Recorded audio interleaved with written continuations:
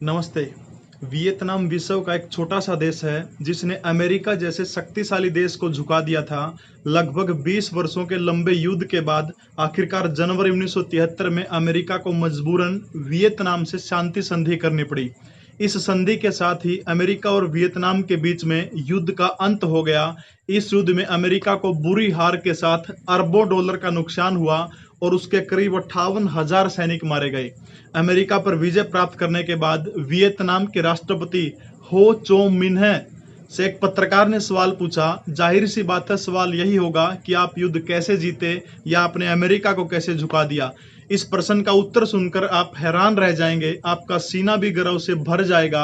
वियतनामी राष्ट्रपति ने कहा कि सभी देशों में सबसे शक्तिशाली देश अमेरिका को हराने के लिए मैंने एक महान और श्रेष्ठ भारतीय राजा का चरित्र पढ़ा। उस जीवनी से प्रेरणा और युद्ध नीति का प्रयोग करके हमने सरलता से विजय प्राप्त की। आगे पत्रकार ने पूछा कि कौन था वो महान राजा। दोस्तों, उस महान राजा का नाम सुनकर आपका सीना गर्व से चौड़ा हो जाएगा। वियतनाम के राष्ट्रपति हो चो मिन्ह ने खड़े होकर जवाब दिया। वो भारत के राजस्थान के मेवाड़ के महाराणा प्रताप सिंह थे। महाराणा प्रताप का नाम लेते समय उनकी आंखों में वीरता भरी चमक थी। उन्होंने आगे कहा कि अगर ऐसे राजा ने हमारे देश में जन्म लिया होता तो उन्हें पूरे विश्व पर शासन किया होता। कुछ वर्षों के बाद वियतनाम के राष्ट्रपति की मृत्यु हो जाती है। आपको जानकर ताज्जुब होगा कि उसने अपनी समाधि पर यह लिखवाया कि यह महाराणा प्रताप के शिष्य की समाधि है।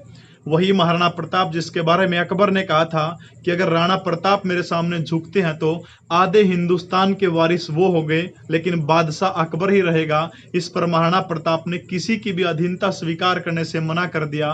कालांतर में वियतनाम के विदेश मंत्री भारत के दौरे पर आए। पूर्व नियोजित कार्यक्रम के क्रमानुसार उन्हें पहले लाल किला और बाद में गांधी जी की समाधि दिखलाई गई। ये सब दिखलाते हुए उन्होंने पूछा कि मेवाड़ के महाराजा महाराणा प्रताप की समाधि कहां पर है। तब भारत सरकार के अधिकारी चकित रह जाते हैं और उन्होंने उदयपुर का उल्लेख किया।